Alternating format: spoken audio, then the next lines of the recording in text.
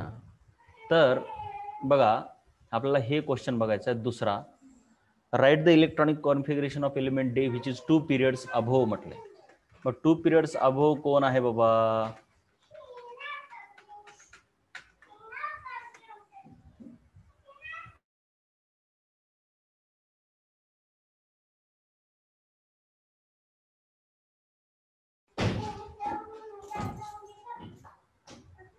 So electronic configuration of this guy, तो धीरे धीरे देखेंगे. बिल्कुल ये सही वाला क्वेश्चन है, बहुत ही अच्छा सा क्वेश्चन है ये. तर ह्याच्यामध्ये बघा 2 पिरियड वर म्हणजे तुम्हाला माहिती आहे की n ची व्हॅल्यू 2 न कमी होते. इथे n ची व्हॅल्यू किती आहे? 4, म्हणजे पिरियडची संख्या 4 आहे. तर 2 पिरियड म्हणजे दुसरा पिरियड. दुसरा पिरियड म्हणजे एक्झॅक्टली त्याच्या वरचाच एलिमेंट आहे, बाकी काहीच फरक नसतो बघा. तुम्ही जर बघितलं इथं हे ट्रेंड जरा माहित असणं गरजेचं आहे. हे बघा पिरियड वर गेला की काय होते? 4p1 च्या ऐवजी 3p1 होते, त्याच्याऐवजी 2p1 होते. हे कळणं गरजेचं आहे. 4p4 3p4 2p4 बाकी काही बदलत नसते. 3 च्या ऐवजी 2 होते. सो 2 पिरियड वर एलिमेंट म्हटलं की सिंपल आहे. 4 च्या ऐवजी 2s2, 3 च्या ऐवजी 1d येणार, परंतु 1d नसतंच आहे का नाही. मग 4p च्या ऐवजी किती p येणार सांगा बरं आता. सांगा तुम्ही जरा, तुम्ही सांगितलं तर तुम्हाला कळेल. यस 2p येणार, पण इलेक्ट्रॉनची संख्या काहीच बदलणार नाही, सेम. आणि आता फक्त बघा हा तिसऱ्या पिरियडचा, बघा चौथ्या पिरियडचे एलिमेंट लिहायचं म्हटलं की तिसऱ्या पिरियडचा नोबल गॅस वापरावा लागतोय. चौथ्या पिरियडचे एलिमेंट लिहायचे म्हटलं की तिसऱ्या पिरियडचा नोबल गॅस घ्यावा लागतोय. एक न कमी कधी पण मागच्या पिरियडचा नोबल गॅस घ्यावा लागतो, बरोबर का? तर दुसऱ्या पिरियडचे एलिमेंट आहेत ना हे, म्हणून त्याच्यासाठी पहिल्या पिरियडचा नोबल गॅस कोण आहे? हेलियम. हेलियम घ्यावा लागते. झालं, कळलं काय? 2 पिरियड वरच्या एलिमेंटचं इलेक्ट्रॉनिक कॉन्फिगरेशन कसं आलं ते. त्यानंतर write the electronic configuration of element A which is 1 period belong A. अरे रे रे, बिलोंग नाही बिलो बाबा. कैसन होते हैं यार, कितनी गलतियां करोगे, गलतियां कर करके परेशान कर दिया है मेरे को.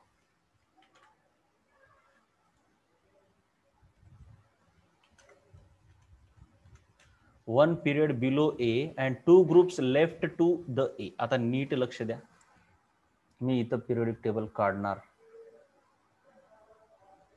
असं समजून घ्यायचं. पिरियडिक टेबल आहे माझा, ह्याच्यामध्ये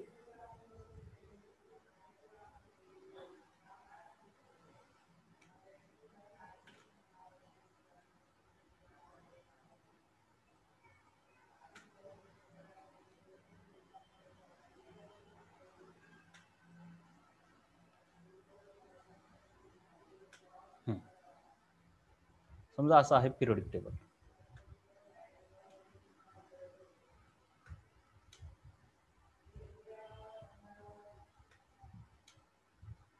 तर ए एलिमेंट हा कितव्या बाबा? एक पी मध्ये, समजा हे पी ब्लॉक काढला मी डायरेक्ट, आता इकडचा एस ब्लॉक काढलाच नाही. तर P1 P2 P3 P4 म्हणजे इथला आहे कुठेतरी. आता इकडं आणखीन एक असणार, ते सोडून द्या ना, आता काय डोक्याला ताप घ्यायचा आहे. मी कुठेतरी इथं काढतो, उगच उगच समजून घ्या. उगच हा ए इथं आहे. ए एलिमेंटच्या 2 पिरियडनं वरचा एलिमेंट आपण बघितला. बरं मी पाहिजे तर होता ए ला इथं काढतो. ए एलिमेंट इथं होता, त्याच्या 2 पिरियडनं वर डी एलिमेंट होता, त्याचं इलेक्ट्रॉनिक कॉन्फिगरेशन केलं. आता कोणाचं बघायचं? एलिमेंट ई, जो की 1 पिरियड बिलो आहे, म्हणजे 1 पिरियड खाली, आणि 2 ग्रुप्स लेफ्ट टू ए. एच्या डावीकडे 2 ग्रुप, म्हणजे इकडे यावं लागतं. बघा बघा बरं, तुम्हाला जरा हे कळलं का नेमकं काय केलं ते? हे नेमकं काय केलं ते कळलं का? एवढं सांगा बस. हे काय केलं ते कळलं का? आणि हेच कळलं पाहिजे बघा.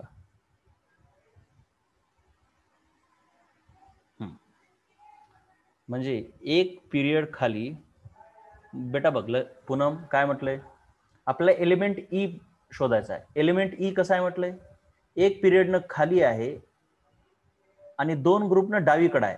अगोदर खाली या तुम्हाला म्हणतात ना तुम्ही ये इथं उभा टाकलाय 5 किलोमीटर पूर्वेकडे गेला किंवा उत्तरेकडे गेला मग 2 किलोमीटर डावीकडे गेला म्हणजे तुम्ही इकडे डावीकडे जाणार मग 3 किलोमीटर त्याच्या उजवीकडे वळला म्हणजे इकडे गेला पुन्हा 3 किलोमीटर उजवीकडे वळला पुन्हा 4 किलोमीटर उत्तरेकडे गेला असं लिहिता का नाही तुम्ही असंच आहे का नाही कळावं लागेल का नाही आपल्याला. मग ई एलिमेंट कुठं आहे एक पिरियड खाली आणि दोन ग्रुप डावीकडे. आता ह्याच्या डावीकडे म्हणजे इकडे सरकावं लागते डावी बाजू म्हणजे हे बघा हे दोन ग्रुप डावीकडे इथं असणार एलिमेंट ई.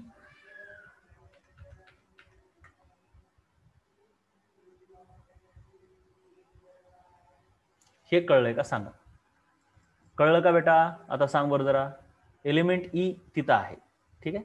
आता हे इथलं जे एलिमेंट होता ई वाला जो था ना बेटवा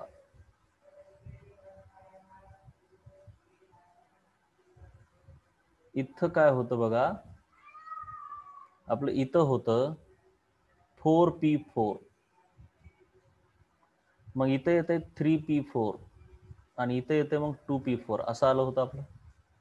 आता आपण खाली आलो 4p4 म्हटल्यावर इथं काय येणार सांगा 5p4. आता इकडं सरकलं पिरियड तेच राहिलाय म्हणजे 5च राहतंय परंतु पी मध्ये किती येतात 4 येतील का 3 येतील का 5 येतील सांगा बरं डावीकडे सरकल्यावर पी मध्ये किती येतील सांगा बरं जरा. यस व्हेरी गुड पी मध्ये 3 येतील. आता ह्याच्यासाठीच मग पिरियोडिक टेबल आणि इलेक्ट्रॉनिक कॉन्फिगरेशन घेतलं होतं ना. आणि इथं काय येणार मग सांगा आता शेवटी ईच्या ठिकाणी काय येईल सांगा ईच्या ठिकाणी काय येणार 5 पिरियड तर बदलला नाही म्हणजे 5च येणार 5p2 येणार बघा. शाबाश Shraddha very good Dnyaneshwari good 5p2 अशा प्रकारे ई एलिमेंटचा आपण शोधलेला आहे. सो तिसऱ्या प्रश्नाचं उत्तर ई एलिमेंट. आता 5व्या पिरियडच्या एलिमेंटचं इलेक्ट्रॉनिक कॉन्फिगरेशन लिहायचं म्हणजे चौथ्या पिरियडचा नोबल गॅस घ्यावा लागतो का नाही चौथ्या पिरियडची करीन आहे.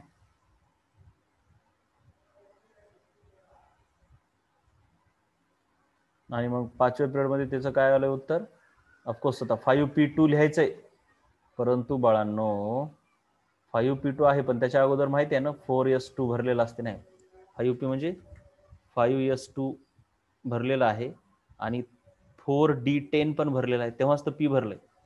बघा बरं जरा कळलं का हे कळलं का पी ब्लॉक मध्ये भरताय म्हणजे यस आणि डी भरलेले असतात त्याच्या मागचे NS आणि N-1D भरलेले असतात NS आणि N-1D भरलेले असतात. चलू का पुढे मग त्याच्यानंतर चौथा आहे identify element which is 4 groups right to C. सीच्या ओय ओय ओय ओय सी कुठं गेला अरे हे सी होता वाटतं ई आहे तर सी तर नाहीच आहे इथं असं असेल काय म्हणजे काय असणार माहिती आहे का पुन्हा ह्याची चूक अशीच हे जे एलिमेंट ई आहे ना write the electron element E नाही एलिमेंट सी असणार हा असणार एलिमेंट सी. गलतियों पे गलतियां करता रह रहा है ये होगा एलिमेंट सी ठीक आहे. आता आपल्याला एलिमेंट आयडेंटिफाय करायचा आहे हे बघा हा सी आहे हे सी आहे सी सीच्या उजवीकडे आता नीट लक्ष द्या बरं सीच्या उजवीकडे काय म्हटलंय identify element which is 4 groups right to C. सीच्या उजवीकडे 4 ग्रुप म्हणजे 1 ग्रुप 2 3 4. आता 4p2 म्हणजे तुम्हाला आता पिरियोडिक टेबल जर आठवत असेल तर मी तुम्हाला अंदाज देतो काही काय असणार मी फटकन सांगतो जाऊ दे एवढं काय. आता हळूहळू पाठ होतं हे सर्व तर याच्या पुढे आलं म्हणजे हे 5p5 आणि हे 5p6 P6 म्हणजे नोबल गॅस पाहिजे आणि 5व्या ग्रुपचा नोबल गॅस असणार. सो 5व्या ग्रुपचा नोबल गॅस कोण आहे? Xenon. So that element is xenon. कळला का सांगा?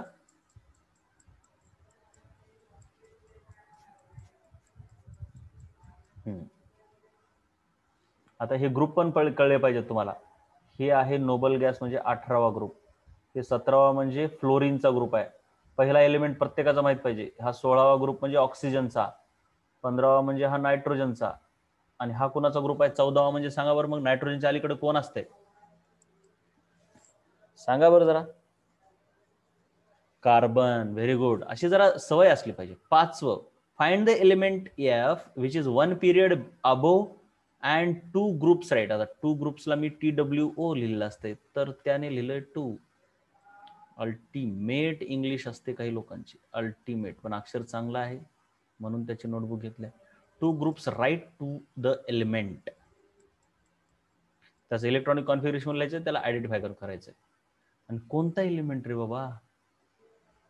हा, विथ इलेक्ट्रॉनिक कॉन्फिगरेशन. हा, इथं काहीतरी असणार. चल थांबा जरा, मजला पाहू द्या रे बाबा नो. राहुल पेन ड्राइव किधर गया? Page number 97I.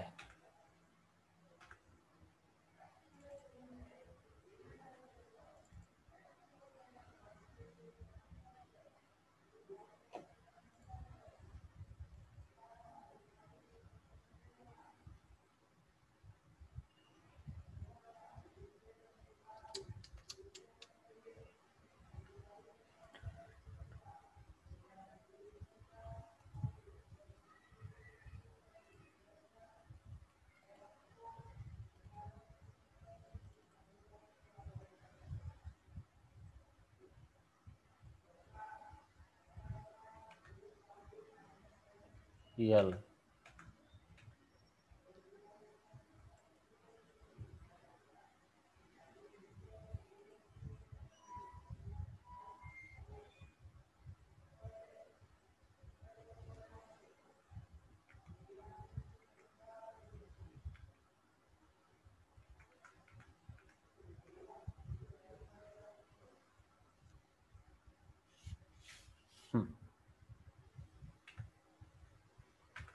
ठीक आहे, बघा. Right to the element with electronic configuration. जरा मी हे करतो.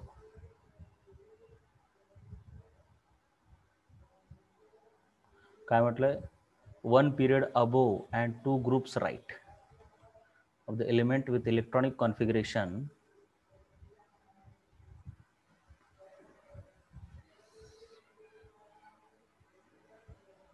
क्रिप्टॉन, आणि क्रिप्टॉनच्या पुढे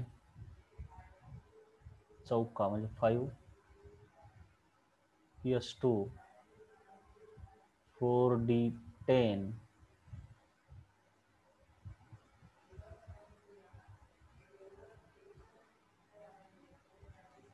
आणि क्या बोलेंगे इसको?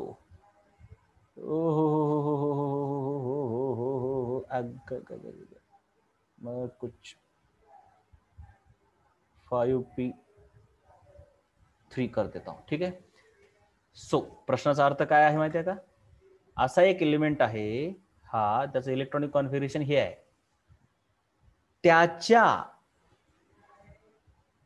2 ग्रुप उजवीकडे आणि 1 पिरियड वर शोधायचं. तर हा जो एलिमेंट आहे हा, ह्याला आपण म्हणूया G एलिमेंट. ठीक आहे. This, let us say this is element G. तर हा G कुठं आहे तो बघूया आधी. 5 म्हणजे 5वा पिरियड. 5 म्हणजे 5वा पिरियड. हा बघा, हा. आणि 5p3 म्हणजे हे बघा, इथं आला बघा. So this is element G. हे झेपलं का सांगा? हे जे एलिमेंट G आहे हे कळलं का सांगा? अरे हा एलिमेंट G आहे, कळला का सांगा? हा, कळला ना? तर आता ह्या एलिमेंटच्या F कुठं आहे? 1 पिरियड वर. बघा जरा, F शोधायचा आहे, काहीच कन्फ्युज होऊ नका. F शोधायचा आहे, जो की एक पिरियड वर आहे. टाडा टाडा, एक पिरियड वर. आणि आणि आणि कसं, एक पिरियड वर आणि 2 ग्रुप उजवीकडे, म्हणजे इकडे जाऊ का असं, येस और नो सांगा फक्त. जाऊ का नको सांगा की रे. नो, उजवीकडे जायचंय, इकडे जावं लागेल. ठीक आहे ना, उजवीकडे 2 पिरियड उजवीकडे. इथं आहे कोण बाबा, रामदेव. कोण, एफ. एफ, ठीक आहे, एफ आहे, एफ. मग आता तो एफ कोण आहे ते शोधायचंय. तसे शोधण्याचे अनेक प्रकार, पण आता 17वा ग्रुप म्हटलं की कोण आहे त्याचा पहिला मेंबर. हा काही एलिमेंटचा सिम्बॉल नाही बरं का, एफ नावाचा एक इमॅजिनरी एलिमेंट आहे. हा, 4p5 बरोबर आहे. तर फ्लोरीन आहे, ते फ्लोरीनची फॅमिली आहे. मग फ्लोरीनची फॅमिली काय सांगते, फ्लोरीनच्या फॅमिलीचा हा पहिला मेंबर, हा दुसरा मेंबर आणि हा तिसरा मेंबर. मग तिसरा मेंबर कोण आहे, तर फर्स्ट क्लास बिर्याणी, हे तिसरा मेंबर. म्हणजे आपला जो एफ आहे तो हा आहे, ब्रोमीन आहे. हे कळलं का सांगा, कळलं का सांगा.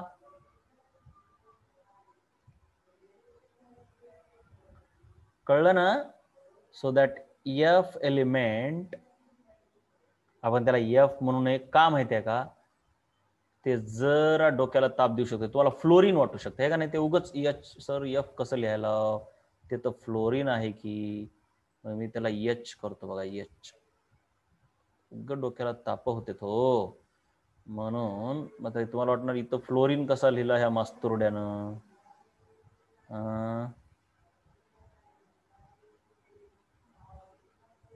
एच, ठीक आहे ना, ऐसा. So this H is equal to कोण आहे, तो ब्रोमीन आहे. आणि त्याचं इलेक्ट्रॉनिक कॉन्फिगरेशन काय असणार, ब्रोमीन म्हणजे चौथ्या पिरियडचा, म्हणजे तिसऱ्या पिरियडचा आर्गॉन घ्यावा लागणार. आणि मग तिसऱ्याच्या नंतर 4s2 3d10 आणि ब्रोमीन साठी 4p5, हे झालं त्याचं इलेक्ट्रॉनिक कॉन्फिगरेशन. चला, हे पण कळलं का सांगा, हे पण प्रश्नाचं उत्तर कळलं का. बोला रे बोला, अरे बोला रे बोला. हा, बोला लवकर, कळलं. आता हे तर झालं बाबा, भरपूर काय काय काय काय. आता सुरू होतंय ऍक्च्युअल पिरियोडिक टेबलचं जे काम आहे, पुढे चालून लागणार आहे ते. तर बघा, पिरियोडिक टेबलचं खरं काम इथून पुढे सुरू होतंय. Periodic trends in properties. तुम्हाला 10वी मध्ये उगा थोड्या प्रॉपर्टीज होत्या, atomic radius, metallic character, non metallic character होत्या. आता तशा इथं जरा 2-4 आगाव प्रॉपर्ट्या, थोड्या डिटेल मध्ये, काहीच नसतं. So periodic trends in properties of elements म्हणजे बाबा ग्रुपमध्ये वाढतंय, पिरियडमध्ये कमी होतंय, असलंच सांगायचं असते हो, काय असते आणखीन. तर प्रॉपर्टीज आपल्याकडे आहेत, फिजिकल प्रॉपर्टीज आणि केमिकल प्रॉपर्टीज.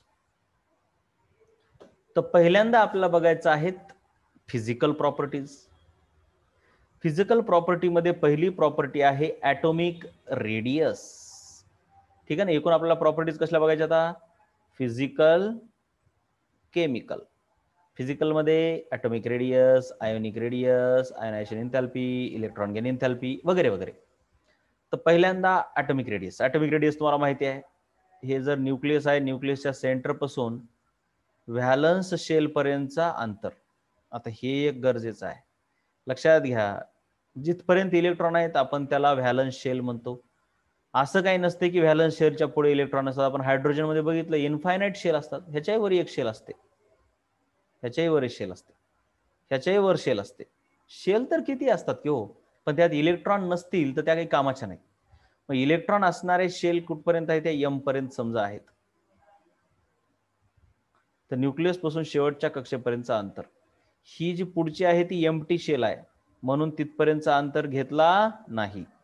सो न्यूक्लियस पासून इलेक्ट्रॉन असणाऱ्या शेवटच्या शेल पर्यंत म्हणजे व्हॅलन्स शेल पर्यंतच्या अंतराला आपण न्यूक्लिअर सॉरी ॲटॉमिक रेडियस म्हणतो. कळलं का हे सांगा आधी. हे कळलं का कन्फ्यूज झाले सांगा. ह्याला का घेतलं नाही कळलं ना. ह्याला एमटी शेल आहे. उगाच दाखवलं की बाबा असते. एमटी शेल पण असतात. तुम्हाला आतापर्यंत माहित नव्हत्या. 11वीत आलात आता कळलं.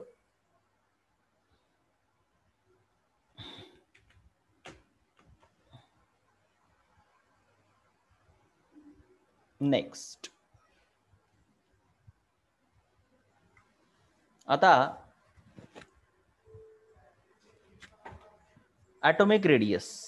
ॲटॉमिक रेडियसचे 2 प्रकार आहेत. सध्या फक्त लक्षात ठेवा. कोव्हॅलंट रेडियस आणि वांडरवॉल्स रेडियस.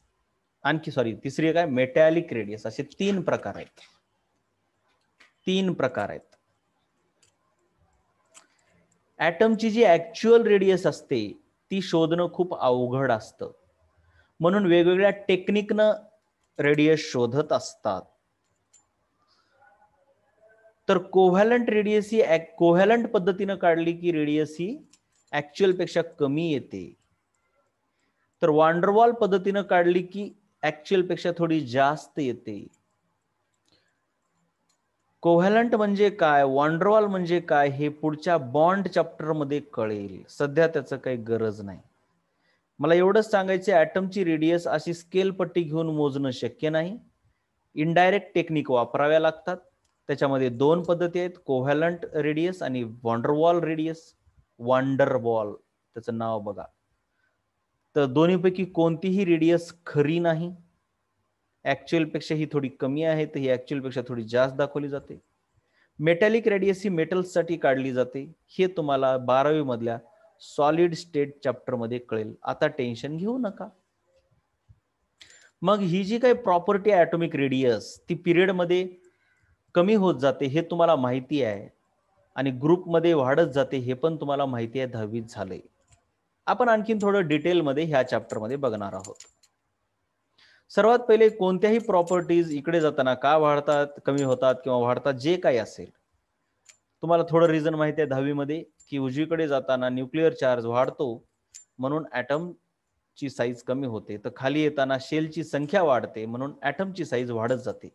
एवढं तुम्हाला 10वीत झालेलं आहे. आठवलं का?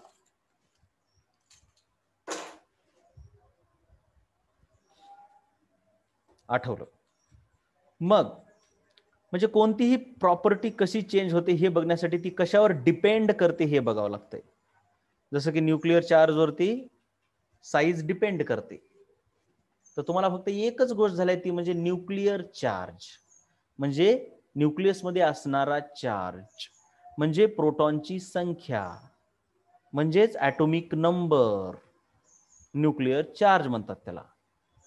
तसं जर पाहायचं झालं इथून पुढे कोणतीही प्रॉपर्टीचा आपण अभ्यास करत असताना प्रत्येक प्रॉपर्टी ही खालील 4 गोष्टीवर डिपेंड करते. पहिली गोष्ट न्यूक्लिअर चार्ज. दुसरी गोष्ट नंबर ऑफ शेल्स.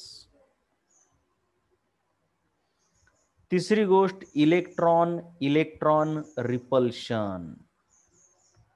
चौथी गोष्ट स्क्रीनिंग इफेक्ट. ह्या 4 फॅक्टरवरती कोणतीही प्रॉपर्टी डिपेंड करते. त्याच्यापैकी पहिला फॅक्टर आहे न्यूक्लिअर चार्ज. तो आपल्याला पाहायचा आहे.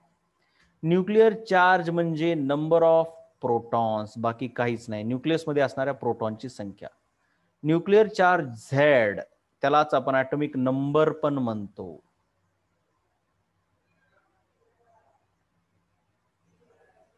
अरे काय लिहिलं रे ह्या गधड्यानं, काय पाहिलं पोरगा आहे. मी असलं काहीच लिहून दिलेलं नसते वर्गामध्ये. काय लिहितात, काय वाक्य लिहिले त्याला तरी कळावं वाक्य. बघा इथं काय nuclear Z atomic number is denoted charge proton charge by. अबा अरे तू लिहिलास काय, तुला तरी कळू दे. बघा मी लिहितो आता नीट. Nuclear charge is denoted by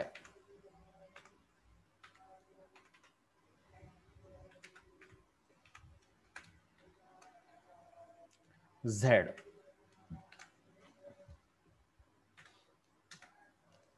It is nuclear charge denoted by Z. असं एवढं लिहिणं गेलं. कशाला?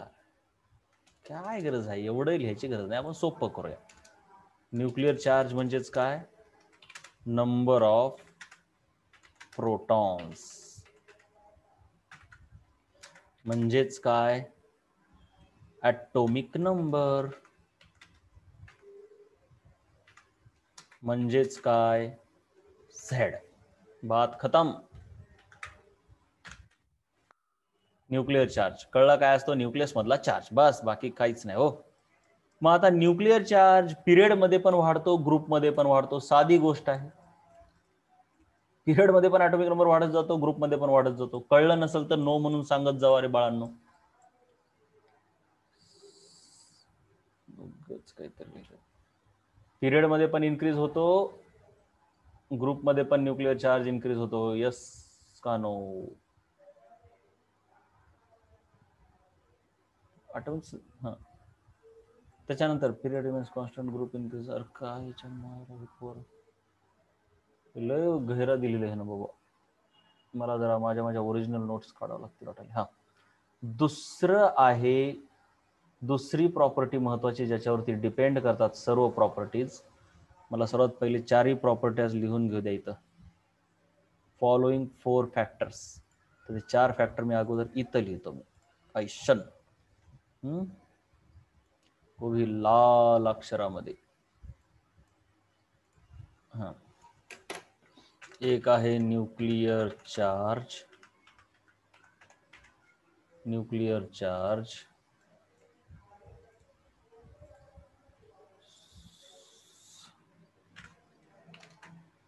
दुसरा फॅक्टर आहे नंबर ऑफ शेल्स.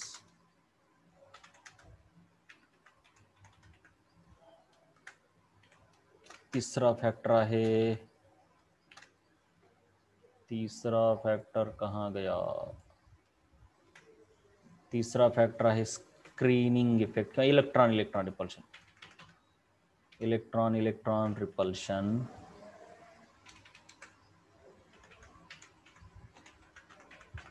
आणि चौथा फॅक्टर आहे स्क्रीनिंग इफेक्ट.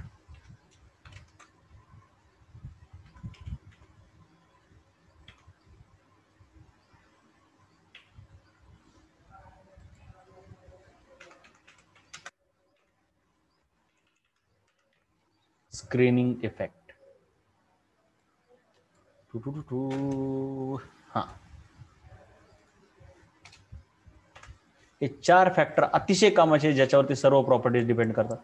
सो पहिला न्यूक्लिअर चार्ज झाला, पिरियड मध्ये आणि ग्रुप मध्ये दोन्हीकडे कॉन्स्टंट राहतो. दुसरा आहे स्क्रीनिंग इफेक्ट. दुसरा आहे number of shells. So number of shells. तर तुम्ही जर बघितलं तर नंबर ऑफ शेल्स पिरियड मध्ये सेम राहतात. ठीक आहे ना? तुम्ही जर बघितलं तर पिरियड मध्ये शेलची संख्या तीच राहते. एका पिरियड मध्ये शेल कॉन्स्टंट आहे. जसं की लिथियमचं इलेक्ट्रॉनिक कॉन्फिगरेशन काय? 2,1. ह्याचं 2,2. बेरिलियम. हे सर्व एका पिरियड मध्ये आहेत. हे माहित असू द्या. पहिला पिरियड बघा, हे दुसरा पिरियड एक पाठ करा आणि पहिला ग्रुप एक पाठ असू द्या. Lithium, beryllium, boron, carbon, nitrogen, oxygen, fluorine, neon. आणि हे लिथियम, सोडियम, पोटॅशियम, रुबिडियम, सेझियम आणि फ्रॅन्सियम. पहिला पिरियड ग्रुप आणि दुसरा पिरियड पहिला ग्रुप पाठ असला पाहिजे. तर हे दुसरा पिरियड आहे 2,3.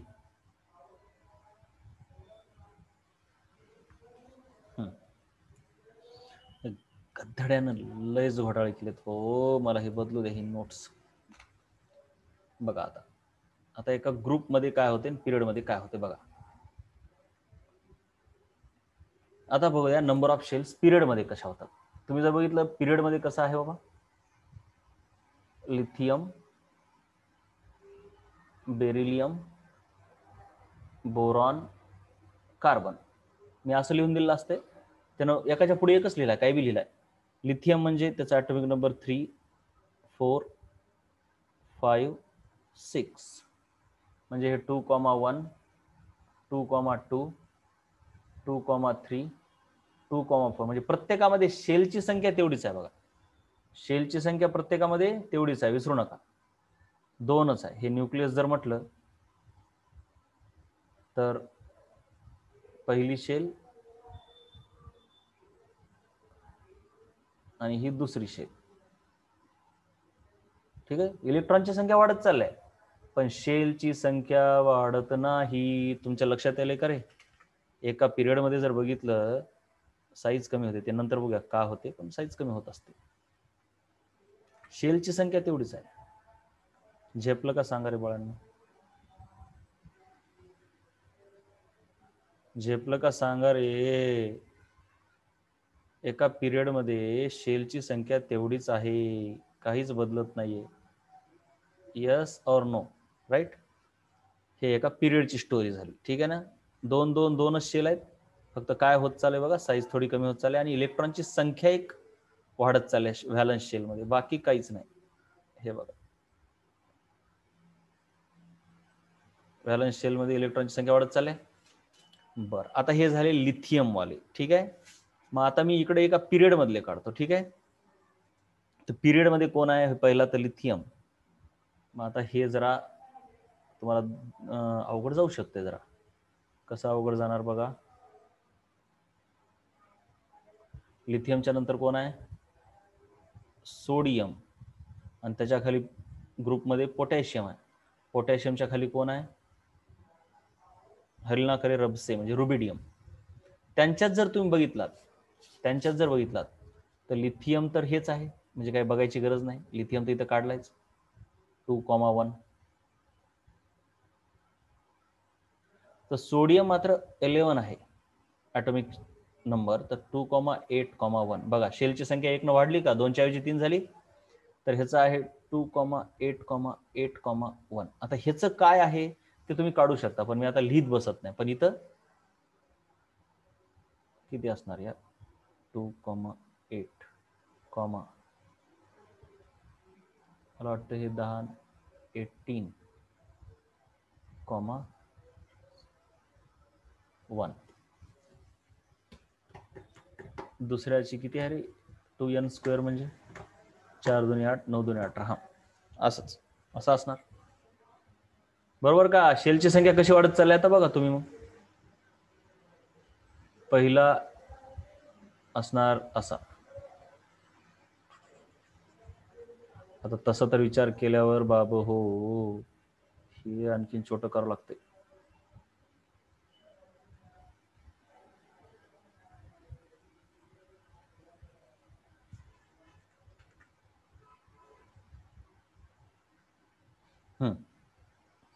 आता हे बघा बरं, सोडियम मध्ये 3 शेल आल्या, ह्या 2 आणि आणखीन एक आली ना, बरोबर का नाही? कळाले का रे? तिसरी आली. आता तर आणखीन एक वाढली पोटॅशियम मध्ये.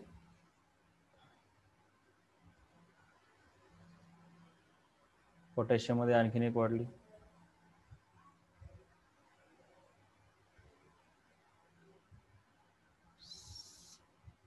मला वाटायला तुम्हाला लक्षात येत असेल काय व्हायला ते. आणि आणखीन एक वाढली इथं, आणि हे एक सेल वाढत चालले आहे, म्हणून साईज पण वाढत चालले आहे. कस काय?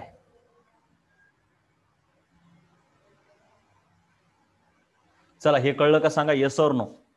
शेलची संख्या ग्रुपमध्ये वाढत चालली आहे, पिरियड मध्ये कमी होत तेवढीच राहिली आहे. शेलची संख्या काय लिहिलं बघा बरं मग? शेल, नंबर ऑफ शेल, त्याच्याविषयी मी काय लिहितो बघा? इन्क्रीजेस. ह्याच्याविषयी मी 2 वाक्य लिहू शकतो इथं. इन्क्रीजेस, किंवा इथं लिहितो मी. इथं काय काम आहे? इथं तर लिहू शकतोच की. बघा,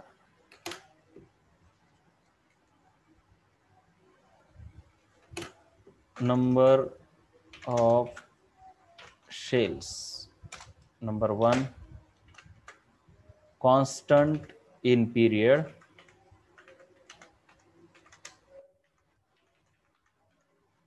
number 2 increases one by one.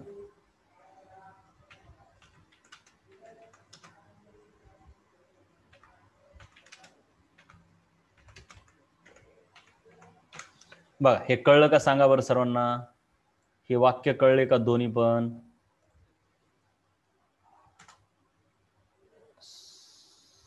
अब इसको ना मेरे को थोड़ा सा मेरे को क्या करना पड़ेगा बताइए? क्या कंट्रोल सी,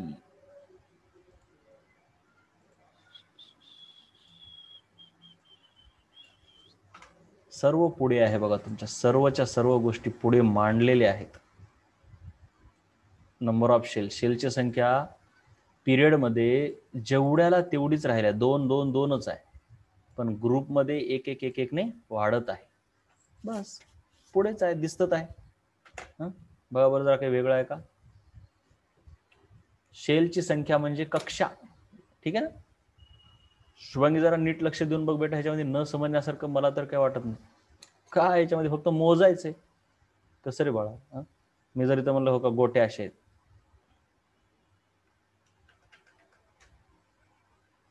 पिरियड मध्ये गोट्या आणि ग्रुप मध्ये गोट्या. आता बघा तुम्हीच आता ह्याच्यात काय सांगण्यासारखं आहे. ग्रुपमध्ये गोट्यांची संख्या एक एक न वाढायला आहे, पिरियड मध्ये एक तेवढीच राहिलंय. कळलं का?